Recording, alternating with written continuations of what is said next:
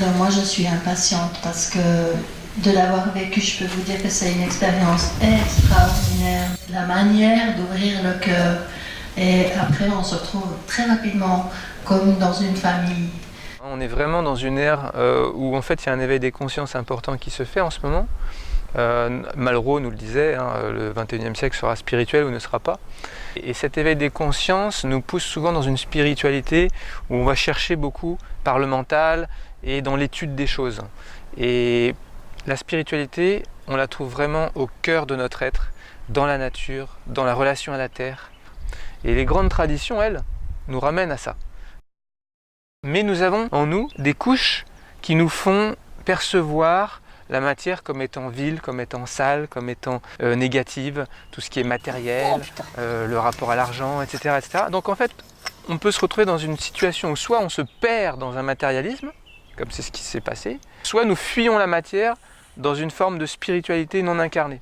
Et trouver l'équilibre, c'est vraiment trouver le sens profond de la vie.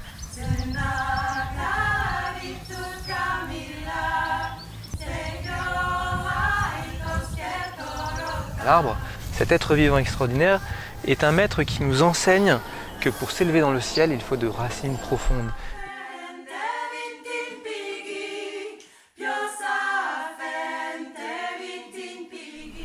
Les feuilles tombent et tout revient à la terre. Je vous invite chacun, chacune à être vraiment dans cette écoute, parce que quand vous écoutez vraiment, vous permettez à la personne qui parle de se guérir. Tout ce qui n'a pas été ou qui ne peut pas être dit dans des contextes habituels, tout ce qui vient là dans l'instant présent est bienvenu. Je vous propose donc de fermer les yeux, observez votre respiration telle qu'elle est. Sentez bien l'air qui entre et qui sort, ce flux et ce reflux. Il y a tous ces sons à l'extérieur. Et lorsque je les écoute vraiment, le silence se fait à l'intérieur.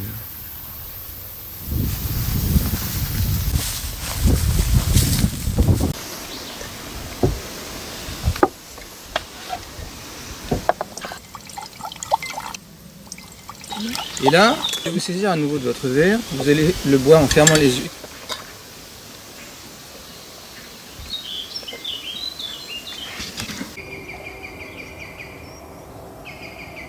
Hier matin, elle ne connaissait rien du processus. Nous l'avons expérimenté hier, ensemble. Hier soir, nous avons fait un petit débrief qui a duré quoi, 1 heure ou 2 heures, allez, hein, où je leur ai expliqué la théorie qui était sous-jacente derrière la pratique que vous allez vivre. Donc elles ont fait la même expérience que vous allez faire. Et aujourd'hui, elles vous la transmettent. Il y a des temps de parole qui sont des cercles de partage, où là, c'est un moment de parole. Ce n'est pas une journée pour raconter sa vie, pour parler de demain, pour parler d'hier. Non, c'est une journée de l'instant présent. Le rythme, regardez ces cheveux quand ils se déplacent, le rythme qu'ils ont. Non plus le rythme de la tête parce que je veux aller quelque part et donc ma tête me précède. Non, non, le rythme du corps. Je suis marché. Je suis porté par la marche. Et c'est la physiologie qui va vous donner le pas. C'est pas la volonté d'aller quelque part. Aujourd'hui, le seul endroit où on cherche à aller, c'est ici et maintenant.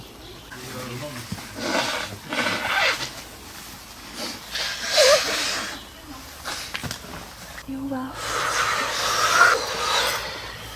Et puis on remonte lentement en inspirant. On tire, on tire, on tire.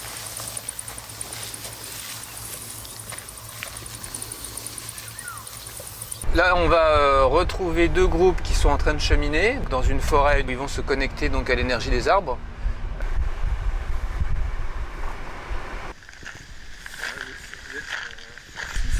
Voilà, partager un peu comment je me sens maintenant. Est-ce que je me sens plus léger? Effectivement, le processus m'amène à comprendre qu'il y a quelque chose en moi qui est sacré, qui est d'une autorité de moi, de la protéger. 3 grandes expirations.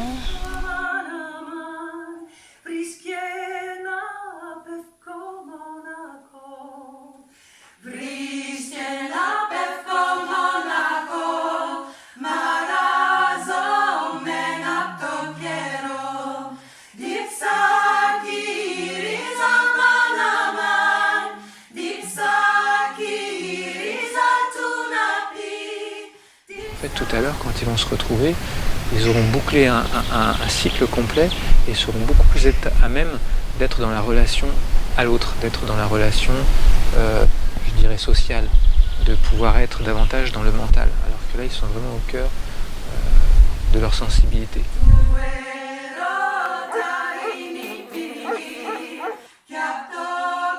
En fait, mon histoire, c'est celle d'un enfant qui est né en 70 avec des parents précurseurs. Mon papa, c'était Monsieur Xanti, c'était son surnom, qui avait un institut de santé naturelle depuis 1927 à Paris, où il a soigné les plus grands personnages de l'époque, à commencer par Picasso, des politiques, enfin bon, je passe tout ça, mais dans une approche hygiéniste, essentielle, fondamentale. Et ce processus, aujourd'hui, est arrivé à quelque chose d'extrêmement simple. Et c'est ça que ceux qui l'ont pratiqué et qui le comprennent trouvent assez génial. Parce qu'en fait, il y a beaucoup de clés comme ça qui demandent des connaissances un peu complexes. Il faut étudier, je sais pas moi, l'Ayurveda, la médecine chinoise, certains concepts qui peuvent être difficiles d'accès. Dans Global Detox, on a quelque chose d'ultra simple. Ça part d'un principe qui est juste l'observation de la nature, sachant que nous faisons partie de cette nature, donc si on peut expliquer simplement la nature, eh bien on peut mieux se comprendre. Je ne sais pas si vous avez vu, c'est cette boucle, en fait, ce cercle, où vous avez en bas la terre, en haut le ciel, et puis il y a deux flux d'énergie. Un flux plutôt yin, féminin, descendant, qui est l'eau, qui descend, qui part du ciel et qui vient vers la terre, sous forme de pluie, de neige, et puis qui ruisselle sur la terre, et qui va jusqu'à son point d'arrivée, que sont les mers et les océans. La grande mer. Et puis il y a un flux ascendant, qui est le flux du soleil, le flux de l'énergie du feu. C'est une flamme qui s'élève vers le ciel. Quand le soleil brille, eh bien les plantes vont vers le soleil. Le soleil nous fait nous redresser, nous fait nous lever. C'est l'énergie yang. Voilà. Et donc ce flux yin et yang, ce flux de la vie, cette circulation entre la terre et le ciel. En fait, Global Detox, ça parle simplement de l'observation de cela, mais en comprenant que nous faisons partie de ce grand cycle de la vie. Et en fait, tout le processus, pour ceux qui l'ont vécu hier ou aujourd'hui, eh bien en fait, est calé sur cette simple compréhension. Et on va cheminer entre les quatre éléments dans cette synchronisation avec le grand flux de la vie. Et comme c'est un cheminement de pleine conscience et que c'est un cheminement de confiance, c'est quelque chose, c'est une dimension du cœur où nous sommes ensemble, eh bien il y a cette dimension aussi collective. Quand je me guéris, en fait, je guéris l'humain en moi. Et dans le cercle de partage, chaque personne qui chemine fait cheminer les autres. Hier, il y avait 7 femmes qui ne connaissaient rien à ce processus, et ce matin, 3 d'entre elles ont accompagné un groupe à partir de l'expérience d'hier. Et je suis curieux de savoir ce qui s'est passé, parce que pour l'instant, j'ai pas vraiment eu de retour, à part des sourires, à part des oui, c'était chouette, ou pas, parce que j'ai pas entendu tout le monde. C'est 3 femmes aujourd'hui, et puis il y en a 2 autres demain, puisque Christiane et Zineb vont me proposer cet accompagnement demain, et puis il y aura certainement d'autres groupes, je l'espère, des graines qui sont semées, qui vont continuer là pendant ces 2 semaines. D'abord, j'ai envie de demander à Florence, Isabelle et Carole si elles peuvent venir. Au début, j'étais un petit peu timide, je me suis dit, est-ce que je vais y arriver, je vais pas y arriver. Et puis en fin de compte, ça s'est déroulé tout seul, parce que je pense que là-haut, ils m'ont aidé aussi. C'est un beau cadeau de se rendre compte que quand on est dans ce chemin-là, il y a toutes les aides qui arrivent juste au moment où on en a besoin. Il y a une espèce de synchronicité qui se met en place, où tout prend sa place. Il n'y a plus que d'accueillir.